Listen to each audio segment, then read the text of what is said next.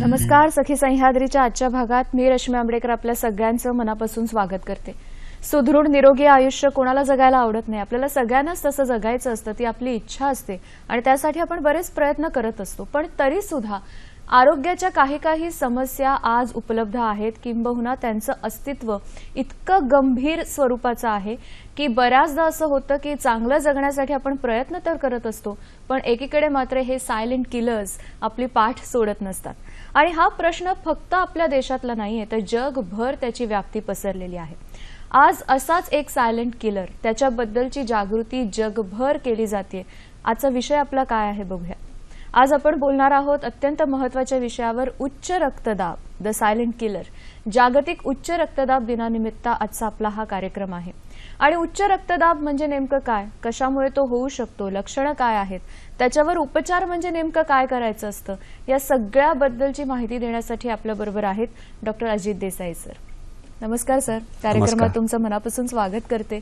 Sir हृदयरोग तज्ज्ञ आहेत, खूप वर्षांचा त्यांचा अनुभव आहे या क्षेत्रातला आणि ते आपल्याला सगळ्या गोष्टींचं मार्गदर्शन करणार आहेत की नेमकं काय असतं, कशापासून आपण त्याचा वाचू शकतो, या सगळ्याबद्दल ते आपल्याला सांगणार आहेत. तुमच्या मनात सुद्धा काही प्रश्न असतील जरूर विचारा. त्यासाठी आपले दूरध्वनी क्रमांक आहेत 2490-8050, 2498-8050, 022 एसटीडी कोड आहे. मुंबई बाहेरून जी मंडळी फोन कॉल्स करणार आहेत त्यांच्यासाठी आणि मोबाईलच्या माध्यमातून जी मंडळी संपर्क साधणार आहेत त्यांच्यासाठी सुद्धा. फोन कराल तेव्हा दोन गोष्टींची नेहमीच आपण काळजी घेत असतो. एकतर आपल्या टीव्हीचा आवाज आपण पूर्णतः बंद ठेवणार आहोत, जेणेकरून तुमचा प्रश्न इथपर्यंत व्यवस्थित पोहोचेल. आणि आजचा जो आपला विषय आहे, उच्च रक्तदाबाशी संबंधित आजचा आपला जो विषय आहे, त्याच अनुषंगाने जर प्रश्न विचारलेत तर वेगवेगळी माहिती मिळेल, तुमच्या सगळ्या शंका दूर होतील आणि चर्चा अधिकाधिक खुलत सुद्धा जाईल. सर पुन्हा एकदा कार्यक्रमामध्ये स्वागत करते. थँक्यू. मी म्हटलं तसं की जागतिक स्तरावर ह्याचं अस्तित्व खूप मोठ्या प्रमाणात आहे, म्हणून उच्च रक्तदाब दिन हा जागतिक स्तरावर पाळला जातो. काय कारण आहे आणि थीम काय आहे, कशा कशा पद्धतीने या सगळ्याकडे आपण बघायचं. आता हे आपल्याकडे एक वर्ल्ड हेल्थ ऑर्गनायझेशन आहे, ज्याने हा 17 मे जो आहे तो एक डेडिकेट केला आहे वर्ल्ड हायपरटेन्शन डे साठी. कारण तुम्हाला माहित असेल की हायपरटेन्शन म्हणजे एवढं प्रमाणात फैललेलं आहे अख्ख्या जगभर की आता बघितलं तर वर्ल्ड ओव्हर साधारण 1 अब्ज लोक आहेत की ज्यांना ब्लड प्रेशर आहे वर्ल्ड ओव्हर. हा प्रमाण जो आहे भारतामध्ये पण फार प्रमाणात आहे. तुम्ही आता जनरल पॉप्युलेशन घेतलं तर साधारण 20% लोकांमध्ये ब्लड प्रेशरचा प्रॉब्लेम आहे. अच्छा. हा प्रश्न आणि प्रॉब्लेम वाढत जातो जसं वय वाढू शकतं. आणि 35 वर्षाच्या वरती जे लोक आहेत त्यांच्यामध्ये हा प्रमाण साधारण 30 ते 35% आहे. अच्छा. आणि जसं वय आणखीन वाढते 50%च्या वरती गेलं तर हे प्रमाण साधारण 50% आहे. म्हणजे तुम्ही इमॅजिन करू शकता की किती प्रमाणात हे आहे सगळ्या लोकांमध्ये ब्लड प्रेशरचं प्रॉब्लेम. आणि हे ब्लड प्रेशर जे आहे हे सगळ्या लोकांना माहीत असू दे की त्यांचे प्रेशर्स किती आहे. आता ब्लड प्रेशर म्हणजे युजली त्याचं 2 डिनॉमिनेशन असते. एक वरचं असते ज्याला आपण सिस्टॉलिक ब्लड प्रेशर आणि दुसरं असते खालचं असते त्याला आपण डायस्टोलिक ब्लड प्रेशर. हे जे फिगर्स आहे हे प्रत्येक जणांना माहिती पडावे म्हणून वर्ल्ड ऑर्गनायझेशनने सांगितलंय की नो युअर फिगर्स, की तुमचं ब्लड प्रेशर जे आहे त्याचे फिगर्स जे आहे ते तुम्ही बघून घ्या. म्हणजे इन अदर वर्ड्स ते तुम्हाला सांगतायत की तुम्ही जाऊन तुमचं ब्लड प्रेशर चेक करा. आणि हे जे ब्लड प्रेशर चेक करणं हे 30 वर्षाच्या वरती लोकांना तर फारच इम्पॉर्टंट आहे की प्रत्येक वर्षी जाऊन एकदा तरी ब्लड प्रेशर चेक करावं. बरोबर. आणि ज्यांना त्रास असेल त्यांनी हे प्रमाण कसं ठेवायचं, टेस्ट म्हणजे आपण थोडंसं नंतर ह्याच्याकडे वळणार होतो, पण आता सुरुवातच आपण केले तर मग रुटीन चेकअपचं प्रमाण कसं असावं साधारण. आता युजली म्हणजे आता 30 वर्षाच्या वरती जे लोक असतात त्यांनी ब्लड प्रेशर असं वर्षातनं एकदा तरी चेक करावं. जर का तुम्हाला कळायला लागलं की ब्लड प्रेशर थोडं वाढतंय तर मग मे बी फ्रिक्वेन्सी थोडी वाढवायची, प्रत्येक 6 महिन्यात करायचं. ह्याच्यावरती काय कॅटेगरायझेशन आहे ब्लड प्रेशरचे. अच्छा. त्याला म्हणजे नॉर्मल ब्लड प्रेशर म्हणजे 120 आणि 80च्या खाली. आता 120 वरचं ते 140 पर्यंत आणि खालचं 80 to 90 पर्यंत ह्याला बॉर्डर लाईन ब्लड प्रेशर म्हणतात. ते हे जे लोक असतात 140 पर्यंत आणि 90 पर्यंत त्यांना ब्लड प्रेशर होण्याची शक्यता जास्ती असते. तर त्याने नियमितपणे ब्लड प्रेशर चेक करावा. 30 मग प्रत्येक 3 महिन्यांना वगैरे चेक करावं. हम्म. दुसरं ग्रेडेशन म्हणजे ज्यांना ब्लड प्रेशर एस्टॅब्लिश्ड असते, हम्म. ज्यांचं ब्लड प्रेशर 140 ते 160 वरचं हम्म. आणि वरचं 90 पर्यंत ते 100 पर्यंत असते, त्यांना ग्रेड 1 म्हणतो. बर. ग्रेड 2 असते ते 160 ते 180, ज्यांचं ब्लड प्रेशर वरचं ब्लड प्रेशर, आणि वरचं खालचं ब्लड प्रेशर 100 ते 110. हम्म. आणि ग्रेड 3 म्हणजे जे सिव्हिअर हायपरटेन्शन म्हणतो 180च्या वरती असते, आणि हे 110च्या वरची असते. बापरे. आणि जसं ब्लड प्रेशर वाढत जातं तसं कॉम्प्लिकेशन होण्याची शक्यता जास्ती होते. आपण त्याच्याबद्दल नंतर बोलणारच आहोत. पहिला फोन घेऊया. सुवर्ण कुलकर्णी बोलतायत लातूरहून. नमस्कार. हॅलो. बोला मॅडम. हा नमस्कार मॅडम, मी सुवर्णा देवानंद कुलकर्णी बोलते. हम्म. मला डॉक्टर साहेबांना हा प्रश्न विचारायचा होता की वयाच्या किती वर्षानंतर हा उच्च रक्तदाबाचा त्रास सुरुवात होऊ शकतो? बर, धन्यवाद. साधारण कोणत्या वयापासून, का आता तसं काही राहिलं नाही? काय नाही, सांगताय? बिलकुल नाही. आता मी जसं सांगितलं, हे तुम्हाला रुटीनली चेक करत राहायला पाहिजे ब्लड हा, प्रेशर. हा. जर का तुम्हाला वाटलं की आता ब्लड प्रेशर वाढते आहे, की 140च्या वरती झालं, तर नियमितपणे वाढायला पाहिजे. आणि मी तुम्हाला फिगर सांगितलेच हो, आहे की हो. 35 वर्षाच्या वरती हे इन्सिडन्स साधारण 35% आहे, हम्म, हम्म, आणि 50 वर्षाच्या वरती जर चान्सेस तर 50% आहे. तर 35 वर्षापासून तुम्ही रेग्युलरली तुमचं ब्लड प्रेशर मोजलं पाहिजे. हम्म, आणि म्हणजे समजता येते की केव्हा वाढते. कारण जेव्हा तुमचं ब्लड प्रेशर इनिशियल स्टेजमध्ये असते, हम्म. तर तुम्ही थोडेसे लाईफस्टाईल मॉडिफिकेशन वगैरे ज्याच्याबद्दल आपण बोलणार आहोत, ते हो. केल्यानंतर तुमचं ब्लड प्रेशर नॉर्मलकडे येऊ शकते. तुम्हाला गोळ्या वगैरे घेण्याची शक्यता कमी होते. पण ही सगळे जे आपण सांगतोय त्याची लक्षणं काय? आता त्याने विचारलं की कोणत्या वयापासून होऊ शकतो, तर अशी काही लक्षणं आहेत का स्पेसिफिक, की त्याच्यानंतर मग आपण जाऊन चेक करणं फार गरजेचं आहे? आता जसं आपण म्हटलं की हायपरटेन्शनला एक सायलेंट किलर म्हणतात. हो. कशाला? तर 80 to 90% लोकांना काहीही सिम्पटम्स नसतात.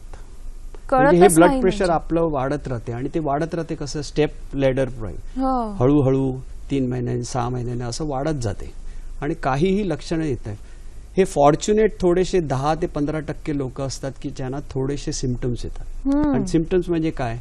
एखाद्याला थोडीशी चक्कर येणं, अच्छा. एखाद्याला थोडंसं चालल्यावरती थोडा अनयुजल म्हणजे थोडासा दम लागायला लागतो, हम्म, हम्म. हे साधारण, किंवा हेडेक, डोकेदुखी, पर्टिक्युलरली मेंदूच्या पाठच्या बाजूला दुःख होणं, हेडेक हा. होणं, हे वगैरे सिम्पटम्स ठराविक लोकांना होते. आणखीन थोड्या लोकांना म्हणजे स्लीप पॅटर्न कमी होते किंवा अच्छा. इरिटेबल होतात. पण हे सिम्पटम्स जे आहे फक्त अबाउट 15 to 20% लोकांमध्येच असतात. पण 80% लोकांमध्ये काहीही सिम्पटम्स होत नाही, आणि हे ब्लड प्रेशर वाढत जाते. आणि सिम्पटम्स केव्हा येणार?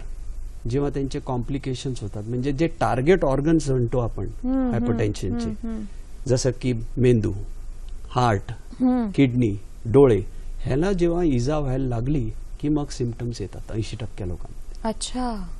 मग त्यांना म्हणजे आता ह्या ज्या इजा होतात म्हणजे नेमकं काय काय होतं? एकेका आपण ऑर्गनचा विचार करू. आता आपण ब्रेनचं घेऊ. हो. ब्रेनचं म्हणजे आता ब्लड प्रेशर वाढल्या कारणाने 2 प्रकारचे प्रॉब्लेम होऊ शकतात. एक तर ब्लड प्रेशर जास्ती झाल्या कारणाने आपल्या रक्तवाहिनी जे असतात त्याचे लेयर्स जे असतात ते थिक होतात. बर. कारण प्रेशर जास्ती लागते त्यांना, आणि हो. त्याच्यामध्ये कोलेस्ट्रॉल डिपॉझिट्स होते.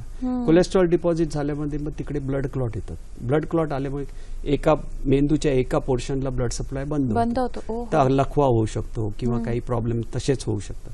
दुसरा म्हणजे ब्लड प्रेशर एवढं वाढते की मेंदूतली एक रक्तवाहिनी फुटते, ओहो. आणि त्याला इंट्राक्रेनियल ब्लीड होतात. ते फारच डेंजरस आहे, आणि त्याच्यामुळे मोठा लकवा येऊ शकतो.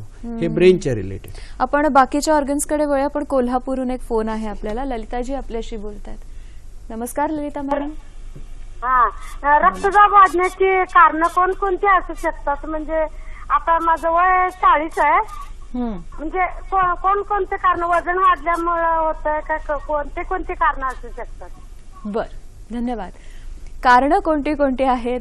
असं ब्लड प्रेशरचे म्हणजे असे 2 कॅटेगरायझेशन असतात. एक तर अनमॉडिफायबल म्हणजे ज्याला आपण काही करू शकत नाही, आणि दुसरे म्हणजे मॉडिफायबल असतात. आता अनमॉडिफायबल जे रिस्क फॅक्टर असतात ते आता वंश, ज्याच्या आई वडिलांना ब्लड प्रेशर आहे, दोन्ही आई वडिलांना ब्लड प्रेशर आहे, किंवा त्यांच्या आजोबांना आजींना ब्लड प्रेशर आहे, हे म्हणजे फॅमिलियल आहे. पण त्या लोकांना ब्लड प्रेशर होण्याची शक्यता ऑलमोस्ट 50 to 60% आहे. बर बर म्हणजे बर. अशा लोकांनी तर नियमितपणे त्यांचं ब्लड प्रेशर चेक करत तिशी नंतर त्यांनी हो. नियमित चेक केलं पाहिजे. ऍब्सोल्युटली. आणि दुसरी गोष्ट म्हणजे सेक्स. हम्म. आता फिमेल्सला मेनोपॉज होईपर्यंत युजली ब्लड प्रेशरची कॉम्प्लिकेशन्स कमी असतात.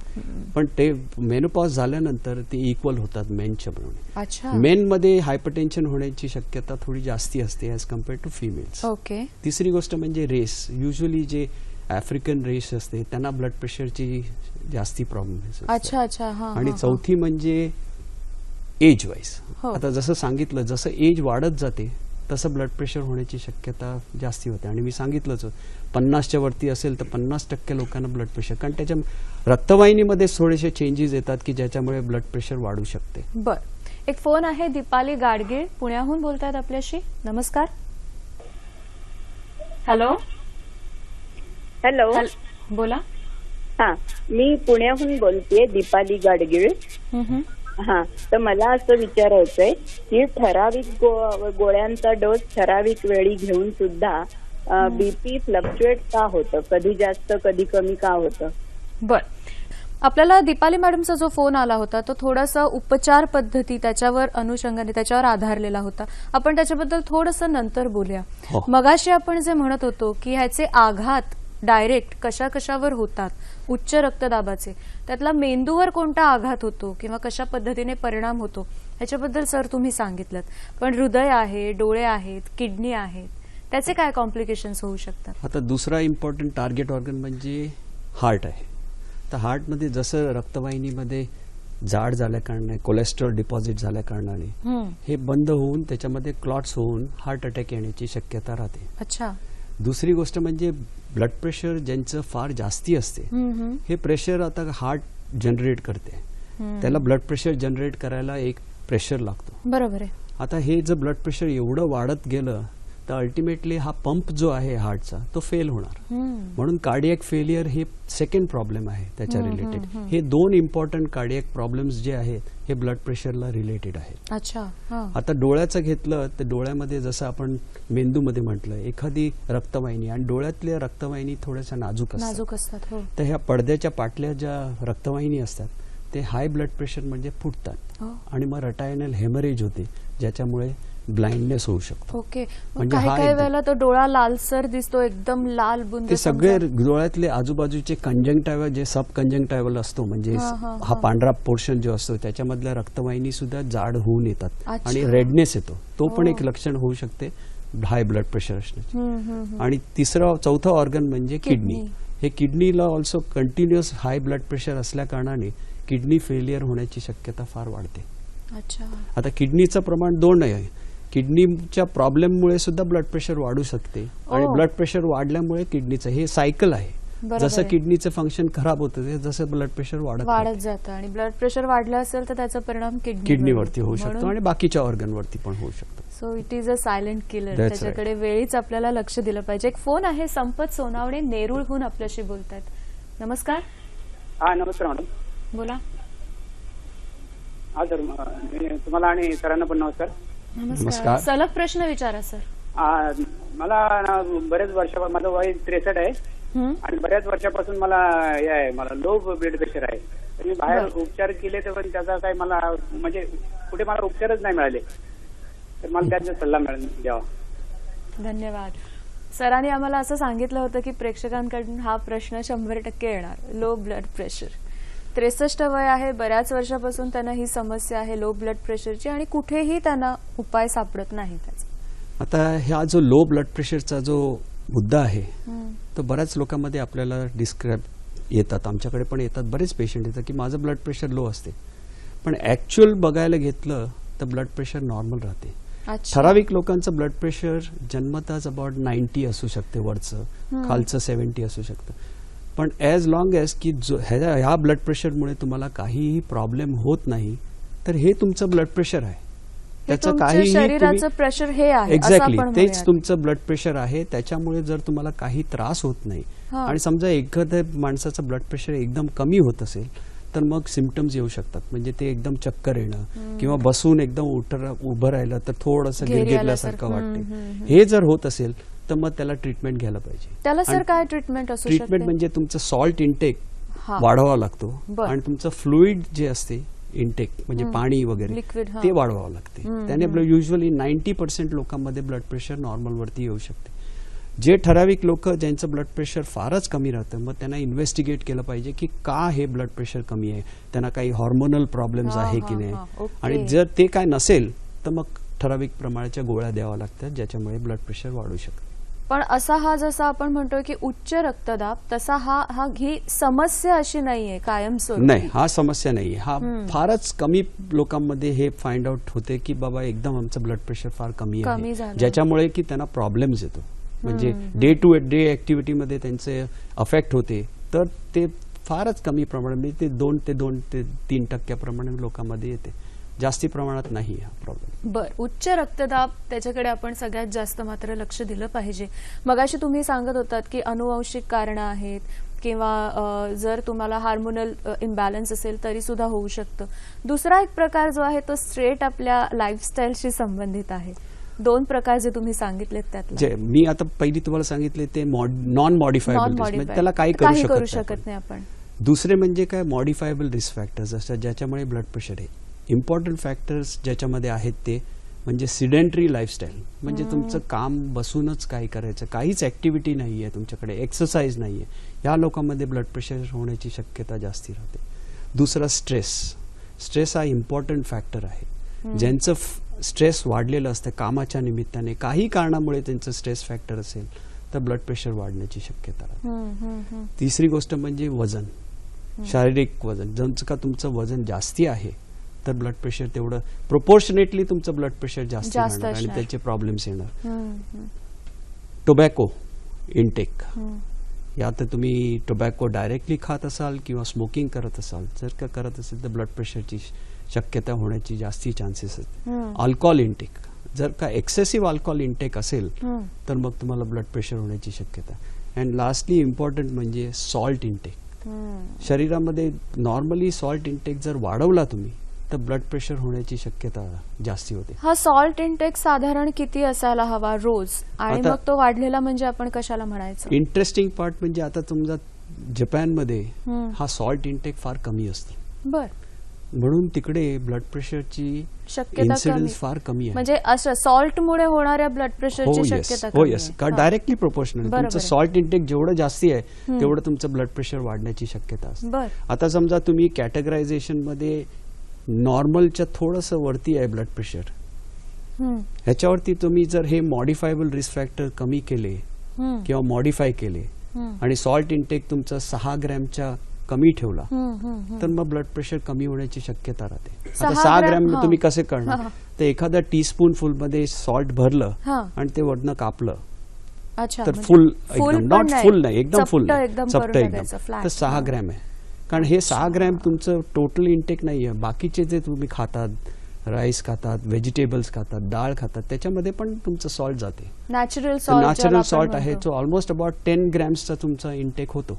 That is more than enough. आणि मग हे 6 ग्रॅम्स तुम्हाला जर हवे असतील तर तुम्ही ते ऍड करू शकता, बट नॉट मोर दॅन. आणि ठराविक गोष्टी तर एकदम तुम्ही अवॉइड करायला पाहिजे. आपण त्याच्याबद्दल बोलूया. पण सर, पंढरपूरहून एक फोन आहे, घेऊया का? अनुपमा आपल्याशी बोलतायत पंढरपूरहून. नमस्कार. बोला. हॅलो, मी अनुपमा भुसने बोलते पंढरपूरहून. बोला मॅडम. माझं वय 46 वर्ष आहे. मी अविवाहित आहे. मला उच्च रक्तदाब आहे 4 वर्षापासून. तर एक गोळी पण चालू आहे. अजून काय कॉम्प्लिकेटेड होईल का इथून पुढं? गोळी सुरू आहे, काही वर्षापासून आहे, त्यांना ब्लड प्रेशर 46 वय आहे, तर अजून काही कॉम्प्लिकेटेड होईल का असं त्यांनी विचारलं. ही भीती सगळ्यांच्या मनात असते ना, प्रॉपर मेडिकेशन जरी सुरू असलं तरी.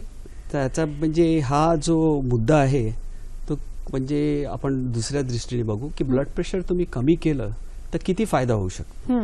आता जर का तुमचं वरचं ब्लड प्रेशर 20 मिलीमीटरने कमी केलं, सिस्टॉलिक ब्लड प्रेशर, आणि डायस्टॉलिक ब्लड प्रेशर 10 मिलीमीटरने कम केलं, तर तुम्हाला जे ब्रेनचे प्रॉब्लेम्स आहे, हार्टचे प्रॉब्लेम्स आहेत किंवा डोळ्याचे प्रॉब्लेम्स आहेत किंवा किडनीचे प्रॉब्लेम, हे 50% कमी होतात. ओ, म्हणजे जर का फक्त 20% मिलीमीटर्सने कमी आणि 10 मिलीमीटर. तसंच जर का तुमचं डायस्टोलिक ब्लड प्रेशर म्हणजे खालचं ब्लड प्रेशर 5 मिलीमीटर, 7.5 मिलीमीटर आणि 10 मिलीमीटरने कमी केलं तर हृदयाचे जे प्रॉब्लेम्स होतात ते ऑलमोस्ट 30, 40 आणि 50% कमी होतात. इतकं इफेक्टिव्ह आहे. इतकं इफेक्टिव्ह आहे तुमचं ब्लड प्रेशर जे आहे ते कमी केलं तर. आणि त्याच्यामुळे हे ब्लड प्रेशर जर तुम्ही नॉर्मल रेंजमध्ये ठेवलं तर हे जे कॉम्प्लिकेशन्स आहे ते कम्प्लिटली नाही होणार नाही असं नाही, थोड्या प्रमाणात राहणार, पण ते प्रमाण फारच कमी होणार. ते कॅल्क्युलेटेड प्रमाण असते, त्याच्यामध्ये तुम्ही बाकीचे काही ट्रीटमेंट घेतलं तर कमी होऊ शकतं. नो युअर नंबर्स मध्ये हे सुद्धा महत्वाचं आहे ना, की तुम्ही किती प्रमाणात जर ते हळूहळू कमी आलं तर कसा त्याचा इफेक्ट जास्तीत जास्त मोठ्या प्रमाणात होऊ शकतो. एक्झॅक्टली. आणि हा ब्लड प्रेशर जो आहे मुद्दा, तो जेवढं तुमचं जास्ती ब्लड प्रेशर आहे म्हणून ते स्टेजेस दिलेले आहे, स्टेज 1, स्टेज 2 स्टेज. जेवढे जास्ती ब्लड प्रेशर आहे तेवढे तुम्हाला कॉम्प्लिकेशन होण्याची शक्यता जास्त आहे. तर हे जास्ती ब्लड प्रेशर असल्याने कमी केलंय तर तुमचं प्रमाण जे आहे कॉम्प्लिकेशन होण्याचे ते फार कमी होतात. पण जे स्टेज 1 मध्ये आहे त्याने पण जर असंच ठेवलं ब्लड प्रेशर ते स्टेज 2 ला जाणारच आहे. बरोबर आहे. स्टेज 2 वरनं स्टेज 3 वरती जाणार. पण स्टेज 1 वरती असताना तुमचं जे ट्रीटमेंट पार्ट आहे ते फार कमी प्रमाणात लागते तुम्हाला आणि इझिली कंट्रोलेबल होते. ज्याप्रमाणे तुम्ही स्टेज 3 ला गेलं तर तुमचं गोळ्याचं प्रमाण, लाईफस्टाईल मॉडिफिकेशन फार वाढते आणि ब्लड प्रेशर कंट्रोल करणं फार डिफिकल्ट होते. आणि मग जास्ती गोळ्या घेतल्याने साईड इफेक्ट्स पण थोडेसे होतात. आपण आता हळूहळू उपचारांकडे आलोच आहोत, म्हणजे गोळ्यांबद्दल वगैरे आपण बोलतोय. आपल्याला जो फोन आला होता दीपाली गाडगिळे यांचा, त्याने असं विचारलं होतं की ठराविक गोळ्या सुरू आहेत तरी सुद्धा ब्लड प्रेशर फ्लक्च्युएट काही काही वेळेला होतं, त्याच्या मागचं कारण काय असू शकतं? असं कारण म्हणजे की ही जे ब्लड प्रेशरचे मेडिकेशन्स आहेत ते 2 प्रकारचे असतात. एक तर लॉंग ऍक्टिंग असतात किंवा शॉर्ट ऍक्टिंग असतात. आता शॉर्ट ऍक्टिंग असतात ते त्यांचं युज्युअल इफेक्ट जो असतो तो साधारण 12 तासपर्यंत असतो, ते 2 वेळा तरी घ्याव्या लागतात गोळ्या. लॉंग ऍक्टिंग जे आता नवीन गोळ्या आलेल्या आहेत किंवा कॉम्बिनेशन जे आलेले आहेत त्याच्यामुळे smooth effect of blood pressure lowering होऊ शकतो. तर जर का त्यांचं ब्लड प्रेशर फ्लक्च्युएट होत असेल तर त्याने त्यांच्या डॉक्टरला कॉन्टॅक्ट करावं आणि त्यांना सांगावं की बाबा असं असं होतंय, मग त्याप्रमाणे ते चेंज करतील आणि लॉंगर ऍक्टिंग ब्लड प्रेशरच्या गोळ्या देतील ज्याच्यामुळे स्मूथ इफेक्ट होऊ शकतो. काही काही वेळेला डॉक्टर सर असं सजेस्ट करतात की तुम्ही रोज एका ठराविक वेळेला तुमचं बीपी चेक करत जा, जस्ट टू चेक की तुमचं कसं फ्लक्च्युएट होतंय का किंवा काही कमी जास्त त्याच्यामध्ये आढळतंय का. त्याच्या मागचं काय रिझन असतं अशा प्रकारे सांगण्याचं? चांगला प्रश्न आहे. आता युजली काय होते की एका माणसाचं ब्लड प्रेशर तुम्ही 24 तास रेकॉर्ड केलं तर रात्रीच्या वेळेला हे ब्लड प्रेशर डिप असते, म्हणजे त्याला नाईट टाइम डिपर्स म्हणतात. म्हणजे रात्रीच्या ब्लड प्रेशरला सिस्टॉलिक आणि डायस्टॉलिक हे 10 मिलीमीटरने कमी असतं, कारण त्याला आराम मिळत असतो. करेक्ट. आणि जसं जागून लागतात तुम्ही सकाळच्या वेळेला तर हळूहळू ब्लड प्रेशर वाढायला लागते. आणि डे टू डे ऍक्टिव्हिटी नंतर स्ट्रेस फॅक्टर्स येतात, पळापळी असते.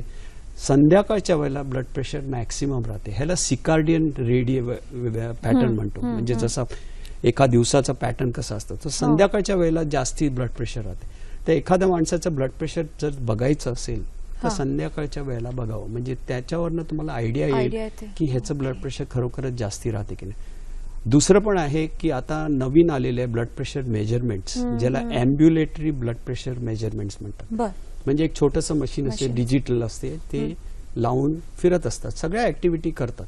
त्याच्यावरती तुमचं प्रत्येक 1-1 तासाला तुमचं रेकॉर्डिंग होते. त्याच्यावरनं आपल्याला समजते की हा पेशंट ब्लड प्रेशर ह्याचं वाढणार आहे की नाही. तर हेच अ गुड इंडिकेशन. आणि हे पर्टिक्युलरली जे स्ट्रेसफुल जॉब्स करतात म्हणजे कॉर्पोरेटमध्ये वगैरे जे आहेत एक्झिक्युटिव्ह आहेत त्यांना हे फार इम्पॉर्टंट आहे. ह्याला आपण व्हाईट कॉलर हायपरटेन्शन किंवा ज्यांना डेडलाईन फॉलो करायचे असतात त्यांना सुद्धा नाही का, त्यांच्यासाठी हे चेक ठेवण्यासाठी खूप चांगली पद्धत आहे. म्हणजे आता तुम्ही नॉर्मली ऑफिसमध्ये आले ब्लड प्रेशर घेतलं तर ते नॉर्मल दिसते, बरोबर, पण ते म्हणतात की थोडंसं हेडेक होते, काही अनइझी वाटते, तर अशा लोकांना तुम्ही अँब्युलेटरी ब्लड प्रेशर मॉनिटरिंग करायला इम्पॉर्टंट. बरोबर. सर एक फोन घेऊया. मनीषा आपल्याशी बोलतायत नाशिकहून. नमस्कार. Hello sir. नमस्कार. हा प्रश्न आहे, मला 2 मेला फेशियल पॅल्सीचा स्ट्रोक झाला झोपेत. बर. तर तेवढ्या वेळेपुरता माझा हाय बीपी झाला असं डॉक्टर बोलले. मला बीपीचा वगैरे काहीच नाही, MRI वगैरे झाले सगळं, थोडा रक्तपुरवठा मेंदूकडे कमी सांगितलं, ट्रीटमेंट चालू आहे. पण माझ्या डाव्या कानातून व्हायरल इन्फेक्शन झालं हे पण डॉक्टर बोलले. आता माझा फक्त त्रास काय आहे, कानाखाली सुचतो, कानचं नको एवढाच आहे. तर आपलं मग वय सांगाल मॅडम? माझं वय 47. ओके. मनीषाजींचा जो प्रश्न होता सर, की फेशियल पाल्सी झालाय अलीकडेच त्यांना, आणि त्यांच्या सगळ्या तपासण्या झाल्यानंतर असं कळलं की मेंदूला थोडासा रक्तपुरवठा कमी झाला, आणि त्यांनी दुसरी एक गोष्ट सांगितलं की डाव्या कानाला त्यांचं इन्फेक्शन सुद्धा आहे. डॉक्टर म्हणाले की त्यावेळेला कदाचित तुमचं ब्लड प्रेशर हाय झालं असेल. या सगळ्याबद्दल तुम्ही काय सांगाल? आता त्यांचं जे ते म्हणालेत की त्यांचा MRI पण केला होता, ज्याच्यामध्ये दाखवलं की मेंदूच्या एका हिस्स्याला त्यांचा ब्लड सप्लाय कमी होता आणि ब्लड प्रेशर पण जास्ती होतं. तर अशा वेळेला तुम्ही चेक करायला पाहिजे की तुमचं ब्लड प्रेशर खरोखरच नॉर्मल आहे की हाय आहे. शक्यता आहे की यांचं ब्लड प्रेशर जास्ती असणार आणि त्याच्यामुळे हा प्रॉब्लेम झालेला आहे. तर त्यांनी त्यांचं ब्लड प्रेशर नियमितपणे कंट्रोल चेक करावं आणि ते कंट्रोल करावं. आता जो पोर्शन मध्ये जी इजा झालेली आहे मेंदूच्या आणि त्यांच्या फेशियल पाल्सी झालेली आहे, त्याच्यासाठी तुम्हाला फिजिओथेरपीकडे जाऊन ते फेशियलची ट्रीटमेंट घेऊन एक्सरसाइज करून ते कमी होऊ शकते आणि रेग्युलराइज नॉर्मल होऊ शकते. आता जो कानाचा मुद्दा जो आहे त्याचा आणि ब्लड प्रेशरचा ह्याच्याशी काही संबंध नाहीये. ते इन्सिडेंटल फाइंडिंग असेल ते त्यावेळेला दुसरी एखादी गोष्ट चेक करताना ते पण फाइंड आउट झालं असेल. पुण्याहून फोन आहे, सुनीता आपल्याशी बोलतायत. नमस्कार. नमस्कार, मी पुण्याहून मिसेस सुनीता कोगेकर बोलतेय. नमस्कार डॉक्टर. नमस्कार. माझा प्रश्न असा आहे, माझं वय वर्ष 51. गेले 3 वर्ष मला बीपीच्या गोळ्या सुरू आहेत, एम्लोप्रेस 5 mg. मला एक प्रश्न विचारायचा होता की बीपी स्टेबल आहे म्हणून ह्या गोळ्या डिस्कंटिन्यू करतात का, रेकमेंड करतात का? आणि दुसरं, माझं जेव्हा ब्लड प्रेशर वाढतं तेव्हा फक्त डायस्टोलिक रिडिंग मध्येच चेंजेस येतात, ते वाढलेलं असतं. सिस्टोलिक मध्ये फारसा बदल नसतो. आणि बीपी मुळे कॅटरॅक्ट अलीकडे येतो का, होतो का, असे माझे प्रश्न होते. नमस्कार सर. धन्यवाद. बरेच वेगवेगळे आणि महत्वाचे प्रश्न त्यांनी विचारले. आधी आपण त्यांच्या कॅटरॅक्ट बद्दल बोलूया की त्यांनी असं सांगितलं की मोतीबिंदू होण्याची शक्यता आहे का. त्याच्या आणि ह्याचा ब्लड प्रेशरचा काहीही संबंध नाही. कॅटरॅक्ट म्हणजे हे नॉर्मल मॅच्युरिटी कॅटरॅक्ट होतात, ते वयाच्या प्रमाणे होणार, तसंच होणार. त्याचे रिझन्स आणि ब्लड प्रेशरचा काहीही संबंध नाही. फक्त तुम्ही म्हणताय की ज्या रक्तवाहिन्या असतात त्याला हाय ब्लड प्रेशरने प्रॉब्लेम होऊ शकतो. बेसिकली म्हणजे रक्ताचा रेटायना जो असतो, म्हणजे डोळ्यातला पडदा असतो, त्याच्यामध्ये प्रॉब्लेम्स होण्याची शक्यता. मोतीबिंदूचा काही संबंध नाही. त्यांनी त्यांचं सांगितलं की स्टेबल, हा प्रश्न मला विचारायचाच होता की बरेच आपल्याकडे अशी मंडळी आहेत की आता माझं ब्लड प्रेशर स्टेबल आहे, आता मी गोळ्या घेऊ का नको, आणि काही जण तर पुढे जाऊन स्वतः मेडिसिन बंद सुद्धा करतात. तर हे किती रिस्की असू शकतं? हे फार रिस्की असते. पर्टिक्युलरली जर का पेशंटला 2-3 गोळ्या चालू आहे आणि ते सुरुवातीलाच हाय ब्लड प्रेशरच्या कॅटेगरीमध्ये होते, 3rd स्टेजमध्ये होते किंवा 2nd स्टेजमध्ये होते, अशा लोकांमध्ये जर ब्लड प्रेशर मेडिकेशन एकदम स्टॉप केले तर ते ब्लड प्रेशर ओव्हरशूट होते. ते ओव्हरशूट होते म्हणजे कसं, एका दिवसात 2 दिवसात नाही, तर ब्लड प्रेशरचा इफेक्ट जो येतो वाढण्याचा तो साधारण 2 ते 3 दिवसानंतर येतो. अशा वेळेला ब्लड प्रेशर ओव्हरशूट होऊ शकते आणि त्याच्यामुळे कॉम्प्लिकेशन, ब्रेन रिलेटेड आणि हार्ट रिलेटेड कॉम्प्लिकेशन आणि डोळ्याचे कॉम्प्लिकेशन होण्याची शक्यता फार जास्त असते. जर का तुम्हाला गोळ्या बंद करायच्या असेल तर त्याला डॉक्टरांचा सल्ला घेतला पाहिजे. आता बरेच जण 2-2 गोळ्या घेतात, 3-3 गोळ्या घेतात. आता आपल्याकडे अशा गोळ्या आल्या आहेत, कॉम्बिनेशन मध्ये आहे, लॉंग ऍक्टिंग गोळ्या आहेत. तर एकच गोळी घेतली तरी ब्लड प्रेशर कंट्रोल राहू शकतो, आणि एक गोळी घेतली आणि तुम्हाला एवढा फायदा होत असेल तर ते घेण्यामध्ये काय प्रॉब्लेम. बरोबर आहे. आणि दुसरी गोष्ट म्हणजे काय, आता जर का हे ब्लड प्रेशर कमी प्रमाणात होतं, समजा तुम्ही स्टेज 1 वरती होता, तुम्ही जर तुमच्या गोळ्या घेतल्या, ब्लड प्रेशर नॉर्मल राहिलंय, तर तुम्ही लाईफस्टाईल मॉडिफिकेशन साठी जायचं. आणि जर का तुमचं ब्लड प्रेशर नॉर्मलच्या आसपास आणि यायला लागलं तर मग ही गोळी स्टेज वाईज हळूहळू कमी करता येते. म्हणजे दोन्ही हँड इन हँड गेलं पाहिजे, लाईफस्टाईल मॉडिफिकेशन ऑल्सो आणि गोळ्याचं प्रमाण कमी.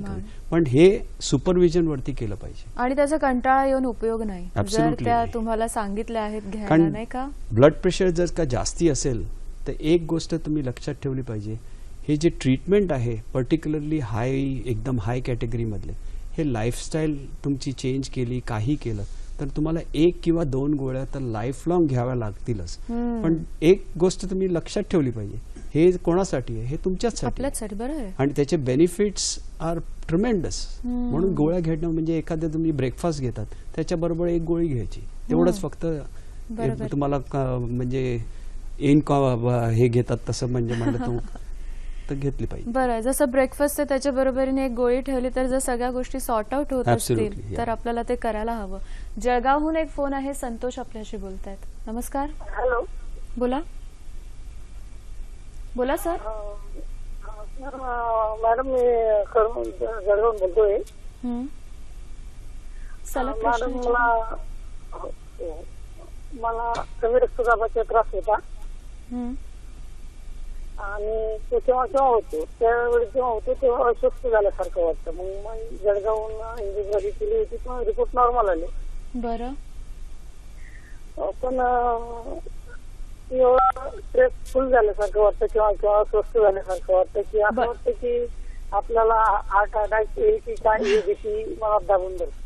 सर तुमच्या प्रश्नाचं उत्तर देतील. लो ब्लड प्रेशर आहे, त्यांना थोडंसं अशक्तपणा आल्यासारखं वाटतं पण त्यांचे रिपोर्ट्स नॉर्मल आहेत. त्यांची एंजिओग्राफी पण केली असं ते म्हणाले, ते पण नॉर्मल आहे. आणि ब्लड प्रेशरमुळे जर त्यांना सिम्पटम्स होते कमी केल्या पाहिजे. जसं मी सांगितलं तर सॉल्ट इंटेक वाढवा, बरोबर आहे, फ्लुइड्सचं प्रमाण वाढवा. आपलं साधं साखर मीठ पाणी सुद्धा काम करू शकतं. एखादं लिंबू पाणीमध्ये भरपूर तुम्ही मीठ घालून घेतलं आणि त्याप्रमाणे चेक ठेवत राहिलं तर मग तुमचं ब्लड प्रेशर नॉर्मल कडे येऊ शकतं. आपल्याला मनीषाजींनी जो प्रश्न विचारला होता, सुनीताजींनी तो प्रश्न विचारला होता, त्याच्यात त्यांनी सांगितलं होतं की जे तुम्ही 2 प्रकार सांगितले होते ब्लड प्रेशरचे 120/80 जेव्हा आपण म्हणतो, त्यांचा एक प्रकार हा नेहमी त्याच्यामध्ये फ्लक्च्युएशन्स जास्त जाणवतात.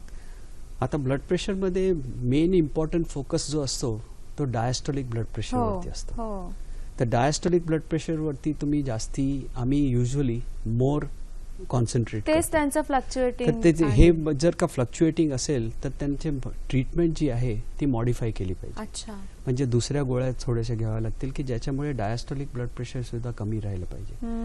आता हे सिस्टॉलिक ब्लड प्रेशर एके वेळेला असं करायचे की लोक म्हणायचे की माझं ब्लड प्रेशर 100+ एज आहे, वरचा बाबू. तो पहिलीचा मुद्दा असायचा लोकांचा की माझं ब्लड प्रेशर 180 आहे, माझं वय 80 आहे. ते बरोबर नाही. अच्छा. आता 80 वर्षाच्या वरती लोकांचं जे आहे ब्लड प्रेशर रिलीज करून फॅक्टर करून 140 नको, 160 पर्यंत ठीक आहे. 160च्या वरती असेल तर मग ट्रीटमेंट घ्यायला पाहिजे. आता ठराविक ज्या लोकांना प्रॉब्लेम्स असतात, फॉर एक्झाम्पल डायबिटीज आहे आणि ज्यांना ब्लड प्रेशर आहे, त्यांचं ब्लड प्रेशर कंट्रोल तर फार स्ट्रिक्ट असायला पाहिजे. आणि त्यांचं ब्लड प्रेशर अपर लेवल 130 आणि खालचं 80च्या खाली असलंच पाहिजे. Same for kidney problems. कारण का हे ब्लड प्रेशर थोडं सुद्धा जास्ती असेल तर मग ब्लड प्रेशरचे कॉम्प्लिकेशन्स आणि डायबिटीसचे कॉम्प्लिकेशन हे डबल होऊन प्रॉब्लेम्स आणखी होण्याची शक्यता. बरोबर. अजून एक फोन आहे आपल्याला. कीर्ती नाईक आपल्याशी बोलतायत. नमस्कार. नमस्कार डॉक्टरना. नमस्कार. नमस्कार सर, मला विचारायचं होतं की माझ्या मिस्टरांची 6 वर्षापूर्वी एंजिओप्लास्टी झाली होती आणि मॅसिव्ह अटॅक आला होता त्यांना. आता त्यांचं ब्लड प्रेशर 80/60 असतं आणि त्यांचं इजेक्शन फ्रॅक्शन 20 आहे. पण ते इतके ऍक्टिव्ह आहेत, इतके म्हणजे जवळपासची सगळी कामं ते स्वतः करतात. म्हणजे साधारण आमची 10-15 मिनिटावर बँक आहे किंवा पोस्ट ऑफिस आहे, अशा ठिकाणी ते माझी मदत सुद्धा घेत नाही. ते एकटे जातात, एकटे येतात. खाली वर उतरणं जाणं, घरात तर ते बसत पण नाही. पण इजेक्शन फ्रॅक्शन 20 वर असल्यामुळे मला काळजी वाटते. तर तुम्ही सर मला ह्याबद्दल जरा हे कराल का, ऍडवाइस कराल का? आणि दुसरं म्हणजे ते विमान प्रवास करू शकतात का? बर. धन्यवाद. काय सांगाल सर? आता हा बघा, त्यांनी सांगितलं त्यांचं ब्लड प्रेशर साधारण 80 ते 60 राहते आणि ते सगळं नॉर्मल ऍक्टिव्हिटी करतात. तर असं नाहीये की नॉर्मल ब्लड प्रेशर फक्त 120/80 असलं पाहिजे. 100/60 पण असू शकते, 80/90/60 पण असू शकते. आणि ह्यांच्यापर्यंत काही त्रास होत नाही तर काही प्रॉब्लेम्स नाहीये. दुसरी गोष्ट म्हणजे त्यांना हार्ट अटॅक आला होता, मेजर हार्ट अटॅक आला असेल, ज्याच्यामुळे त्यांचं हार्टचं पंपिंग फंक्शन हे इजेक्शन फ्रॅक्शन जे म्हणतो ते 20% वरती आलं. नॉर्मली ते साधारण 55 ते 60% असते नॉर्मल इंडिव्हिज्युअल. तर हे ऑलमोस्ट 1/3 वरती आलेले. तरी ते नॉर्मल ऍक्टिव्हिटीज करतात, कारण एवढं रिझर्व्ह असतं हार्टमध्ये की नॉर्मल ऍक्टिव्हिटी करण्यासाठी 20% ते 25% इनफ असते. पण अनड्यू एक्झर्शन नाही करायचं, कारण अनड्यू एक्झर्शन केलं तर मग हार्टवरती स्ट्रेन येऊ शकते, मग कार्डियक फेलियरमध्ये जाऊ शकतात. त्याच्याबरोबर दुसरी गोष्ट म्हणजे बिकॉज हार्टचं पंपिंग कमी असल्याकारणाने मिठाचं प्रमाण त्याने ऑलवेज नियमितपणे कमी ठेवलं पाहिजे. आता त्याने दुसरा प्रश्न विचारला की ते ट्रॅव्हल करू शकतात बाय एअर. त्यांना ट्रॅव्हल करायचे शॉर्ट ड्युरेशनचे ट्रॅव्हल्स असेल अप टू 3 hours तर देर इज नो प्रॉब्लेम. जर का लॉंगर ड्युरेशन असेल तर बिकॉज त्यांचं हार्ट पंपिंग फंक्शन वीक आहे तर त्याने युजली डॉक्टरना कन्सल्ट करावं. त्याच्याबरोबर ते ब्लड थिनर्स वगैरे एखादे देतात थोड्या दिवसाकरता. ते नंतर मग लॉंग डिस्टन्स म्हणजे 8 hours वरती जे डिस्टन्स करतात, कारण त्याच्यामुळे मग ब्लड क्लॉट्स होण्याचे, पायात वगैरे होण्याची शक्यता असते, ते अवॉइड करण्यासाठी. अच्छा, तर त्यामुळे अशी जर प्रिकॉशन्स घेतली तर काही प्रॉब्लेम नाही. आपण आता हळूहळू जो दुसरा प्रकार तुम्ही सांगितला होता, ज्या सगळ्या गोष्टी आपल्या हातात असतात त्या जर आपण नीट ठेवल्या, लाईफस्टाईल आपली जर व्यवस्थित ठेवली, तर आपण हा जो प्रॉब्लेम आहे ब्लड प्रेशरचा, जो दुसऱ्या प्रकारामुळे झालेला आहे, त्याच्यावर पूर्ण नियंत्रण ठेवू शकतो. त्याच्याबद्दल सर तुम्ही काय काय सांगाल? सगळ्या मुद्द्यांवर जर आपण लक्ष दिलं तर ते आपल्या हातात आहेत, त्याच्यावर कंट्रोल. बरोबर. एक तर आपण मिठाचं डिस्कशन केलंच आहे, ज्याच्यामध्ये 6 ग्रॅमच्या खाली ठेवलंच पाहिजे. दुसरी गोष्ट म्हणजे फिजिकल ऍक्टिव्हिटीज. आता जे सिडेंटरी लाईफस्टाईल आहे, जे बसूनच सगळी कामं करतात, त्यांना ब्लड प्रेशर होण्याची शक्यता जास्ती राहते. आणि त्यांनी एक्सरसाइज प्रोग्राम हा घेतलाच पाहिजे. आणि एक्सरसाइज प्रोग्राम म्हणजे काय, जास्ती काय सांगत नाही, जास्तीत जास्ती 30 ते 45 मिनिटं तुम्ही ब्रिस्क वॉकिंग केलं तर दॅट इज इनफ. आणि ते सुद्धा 5 दिवस आठवड्यात, हे काय जास्ती नाहीये. तर हे घेतलं तर तुमची फिजिकल ऍक्टिव्हिटी जास्ती होते, त्याच्यामुळे तुमचं ब्लड प्रेशर कमी राहण्याची शक्यता होते. आपण पुढल्या मुद्द्यांकडे वळूया. पण मिरजहून फोन आहे, उदय शहा बोलतायत. नमस्कार. मी उदय शहा मिरजहून बोलतो. बोला सर. माझं वय 55 वर्ष पूर्ण झालेलं आहे. शुगर आहे मला. माझं रक्तदाब माझा 80-120-80 आहे. आणि मी रोज 125 सूर्यनमस्कार घालतो. 10 किलोमीटर वॉकिंग आहे.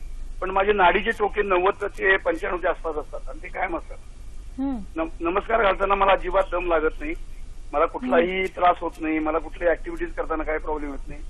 परवा मी रायगड चढलो तो गेल्या वर्षी, तर मी 38 मिनिटात रायगड ते 1400 पायऱ्या चढलो. दम वगैरे राहिले, फक्त नाडीचे टोके माझे 90 ते 95 आसपास असतात. बर डॉक्टर, आपल्याला जो फोन आला होता की त्यांना डायबिटीज आहे पण त्यांचं ब्लड प्रेशर 120-80 असं असतं आणि ते सगळ्या प्रकारच्या ऍक्टिव्हिटीज ते करू शकतात, फक्त नाडीचे ठोके त्यांचे 90 ते 95 असतात, त्याच्याबद्दल काय सांगाल तुम्ही?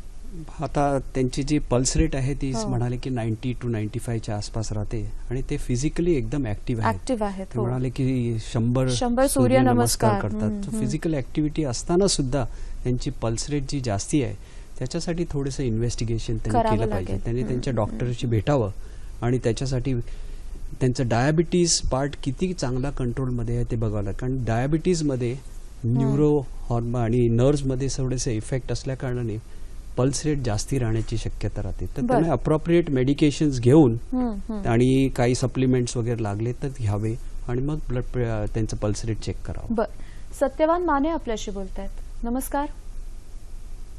हॅलो. हॅलो सर, नमस्ते. नमस्ते. हा सर, नमस्ते. सलग प्रश्न विचारा सर. सर, माझं वॉलचं ऑपरेशन झालेलं आहे, AVR. आणि माझा उच्च रक्तदाब पण आहे आणि मला डायबिटीस पण आहे. आणि मला ऑलमोस्ट 20 गोळी चालू आहे आणि रक्त पातळाची गोळी पण चालू आहे. रक्त पातळाची गोळी. बरोबर. मध्ये दम लागतो सर, मध्ये मध्ये थोडी सूज वगैरे येते आणि धडधड पण होत राहते. मध्ये मध्ये फॉलोअपला पण जातो मी. अच्छा. तर काय म्हणजे सजेशन घ्यावं लागेल? धन्यवाद सर. त्यांचं ऑपरेशन झालेलं आहे, त्यांचं वाल रिप्लेसमेंट झालेलं आहे, त्यांना ब्लड प्रेशरचा प्रॉब्लेम आहे, डायबिटीज पण आहे आणि त्यांना हे वाल रिप्लेसमेंट करतात तेव्हा मेकॅनिकल वाल घातल्याने रक्त पातळ होण्याचे गोळे चालूच असतात. त्याच्याबरोबर त्यांचं ब्लड प्रेशर कंट्रोलमध्ये ठेवणं फारच इम्पॉर्टंट आहे. कारण तुम्ही समजू शकता जर ब्लड प्रेशर वाढलं आणि हे रक्त पातळ होण्याची औषधं चालू असेल तर भलतीकडे ब्लिडिंग होण्याची शक्यता फार जास्ती राहते आणि हे डेंजरस आहे. म्हणून ब्लड प्रेशर कंट्रोल करणं फारच इम्पॉर्टंट. त्यांना जो दम लागतो तर त्यांनी त्यांचं हार्टचं पंपिंग फंक्शन किती आहे, काय प्रमाणात आहे ते बघावं, चेक करावं आणि त्याला अप्रॉप्रिएट मेडिकेशन्स घ्यावे, त्याने ते कमी होईल. ज्यांच्याकडे ट्रीटमेंट सुरू आहे त्यांचा फॉलोअप सतत करत राहणं हे सुद्धा फार गरजेचं आहे. फार इम्पॉर्टंट आहे. आता बरेच लोक येतात की आमच्याकडे येतात, सांगतात की माझं ब्लड प्रेशर 160/100 आहे, मला काहीही प्रॉब्लेम होत नाही. खरं गोष्ट आहे. जसं म्हणालो आपण की 80% लोकांमध्ये काही प्रॉब्लेम नाही होत. हे 160-100 हळूहळू वाढत 180-110 होणार आणि त्यावेळेला तुम्हाला ऑलमोस्ट 50% लोकांना काही प्रॉब्लेम होण्याची शक्यता राहते. हे जर तुम्ही पहिलीच कंट्रोल ठेवलं तर मग प्रॉब्लेम होण्याची शक्यता फार कमी राहते. हे समजून घेतलं पाहिजे. आणि जसं मी म्हणालो, तुम्ही जर लाईफस्टाईल मॉडिफिकेशन केले अर्लियर ऑन, म्हणजे ब्लड प्रेशर जेव्हा वाढत असेल तर मग गोळ्यांची पण जरुरी पडत नाही. अगदी. पुण्याहून एक फोन घेऊया. मुकुंद कुलकर्णी आपल्याशी बोलतायत. नमस्कार. नमस्कार सर. बोला सर. नमस्कार. मला असा प्रश्न विचारायचा आहे की वयोमानानुसार जर कॅल्शियमचं प्रमाण कमी झालं किंवा कॅल्शियम इंटेक जर नसेल किंवा सूर्यप्रकाश, व्हिटॅमिन डी याचा ब्लड प्रेशर वाढण्याशी काही संबंध आहे का? बर, धन्यवाद. काय सांगाल तुम्ही? आणि आपल्याकडे शेवटची 4 मिनिटं आहे, तर आपण हे जे मॉडिफिकेशन करणार होतो त्याच्याबद्दल सुद्धा तुम्ही अगदी थोडक्यात सांगा. व्हिटॅमिन डीचा आणि ब्लड प्रेशरचा काही संबंध नाही. कॅल्शियमचा सुद्धा काही संबंध नाही. हे कॅल्शियम सप्लिमेंट युजली घेतात, हे पर्टिक्युलरली फिमेलसाठी इम्पॉर्टंट असतात, ज्याने पोस्ट मेनोपॉझल जो म्हणतो त्यांना कॅल्शियमचे सप्लिमेंट आहे. व्हिटॅमिन डी साठी जनरल ह्याच्यासाठी व्हिटॅमिन डी लेवल्स नॉर्मल असले पाहिजे, पण त्याचा डायरेक्ट ब्लड प्रेशरचे काही संबंध नाही. आता जे आपण मॉडिफायबल फॅक्टर्स जे म्हणतो, आपण एक्सरसाइज बद्दल म्हटलं, आणि एक्सरसाइजचा रेट 30 मिनिटं दिवसातनं केलं तरी चालेल. किती प्रमाणात तुम्ही ब्रिस्क वॉकिंग केलं, at least 4 to 6 kilometres per hour या रेटने तुम्ही चालावं. बरेच म्हणतात की मी कामावरती चालत चाललेलो आहे, तर आता एक्सरसाइज करा. ते चालणं वेगळं असते, ते स्ट्रेसफुल चालणं असते. त्याच्यासाठी एक्सरसाइज करणं इम्पॉर्टंट आहे. दुसरं म्हणजे तुमचं वजन जर जास्ती असेल तर ब्लड प्रेशर डायरेक्टली रिलेटेड आहे तुमच्या वजनाशी. जे जर कमी केलं तर ब्लड प्रेशर कमी होण्याची शक्यता. तिसरं म्हणजे स्मोकिंग, टोबॅको कम्प्लिटली स्टॉप केलं पाहिजे. चौथं म्हणजे अल्कोहोल इंटेक. बरेच लोक आम्हाला येऊन विचारतात अल्कोहोल घेतलं तर चालेल. घेतलं तर चालते, इन मॉडरेशन. मॉडरेशन म्हणजे काय? 1 पॅक जर दिवसातनं घेतलं तर चालेल मेलसाठी, पण आठवड्यातने 2 दिवस ते 3 दिवस should be alcohol free. That is what the advice is from the world health, की एकच पॅक दिवसातनं घेऊ शकतात, पण आठवड्यातनं 2 दिवस कमीत कमी अल्कोहोल फ्री डे दिले पाहिजे. आणि लास्ट म्हणजे आपण सॉल्ट बद्दल तर बोललो, त्याच्याबद्दल आणखीन डायटरी पण आहे ज्याला डॅश म्हणतो. Diet appropriate for bringing down the blood pressure, ज्याच्यामध्ये होल ग्रेन्स किंवा त्याचे प्रोडक्ट्स म्हणजे राईस, बाजरी वगैरे जास्ती घ्यावे, फ्रुट्स, व्हेजिटेबल्स, लीन मीट म्हणजे चिकन वगैरे जे असते ना, लीन मीट आणि फिश वगैरे खावं. आणि त्याच्याबरोबर नट्स इम्पॉर्टंट फॉर कॅलरिक इंटेकसाठी सुद्धा आणि ब्लड प्रेशर कमी करण्यासाठी. आणि जे फॅट असते आणि स्वीट्स असते ते कमीत कमी ठेवलं पाहिजे. हे डायटरी मॉडिफिकेशन केलं तर सुद्धा ब्लड प्रेशरसाठी फारच तुम्हाला हेल्प आहे. आणि त्या बरोबरीने तुम्हाला जे काही औषधं वगैरे सजेस्ट केले असतील ती नियमित घेणं आणि रुटीन चेकअप करणं, या सगळ्या गोष्टी जर आपण केल्या तर आपण उच्च रक्तदाबाला पूर्णतः नियंत्रणात आणू शकतो. ॲब्सोल्युटली. कारण हे ह्याच्यामध्ये एकच इम्पॉर्टंट आहे की नियमितपणे जसं तुम्ही म्हणाल तर डॉक्टरशी संबंध ठेवा. ऍटलीस्ट 6 महिन्यातनं एकदा तरी ब्लड प्रेशर चेक करा. गोळ्या आहेत, जरुरी असेल ते घेतल्याच पाहिजे. त्याच्याबरोबर लाईफस्टाईल मॉडिफिकेशन केलंच पाहिजे. आणि तुम्हाला असोसिएटेड दुसऱ्या कुठल्या डिझिजेस असेल, डायबिटीज असेल किंवा दुसरं काही प्रॉब्लेम, तर त्याचं पण तुम्ही कंट्रोल ठेवला पाहिजे. ह्या सगळ्या गोष्टींची जर आपण काळजी घेतली तर आपण उच्च रक्तदाबाला द सायलेंट किलर म्हणतोय, तर तो तशा पद्धतीने आपल्याशी वागणार नाही आणि आपल्याला उच्च रक्तदाबाचा त्रास सुद्धा कमीत कमी होईल. आणि जर आपण रेग्युलर सगळ्या गोष्टी सांभाळल्या तर ज्यांना नाहीये त्यांना होणार सुद्धा नाही का, हे जर आपण सगळं सांभाळलं तर. कसा वाटला आजचा कार्यक्रम आम्हाला नक्की सांगा. 2 माध्यमातून तुम्ही सांगू शकता. एक तर फेसबुक पेजला जाऊ शकता किंवा ईमेलच्या माध्यमातून तुमच्या प्रतिक्रिया इथपर्यंत पोहोचवू शकता. फेसबुक पेजला जाण्यासाठी www.facebook/sakhisayhadri.dd आणि आपला ईमेल आयडी आहे sakhisayhadri@gmail.com. या दोन्ही माध्यमातून तुमच्या प्रतिक्रिया आमच्यापर्यंत जरूर पोहोचवा. सर, इथे आलात आणि छान माहिती दिली, छान मार्गदर्शन केलं, त्याबद्दल सगळ्यांच्या वतीने तुमचे मनापासून आभार मानते. आणि आपल्या प्रेक्षकांनी सुद्धा वेगवेगळे प्रश्न विचारून या चर्चेमध्ये सहभाग घेतला, तुमचे सुद्धा मनापासून आभार. नव्या विषयासह नव्या कार्यक्रमात आपली भेट होणार आहेच. आज मात्र आपण इथेच थांबतोय. नमस्कार.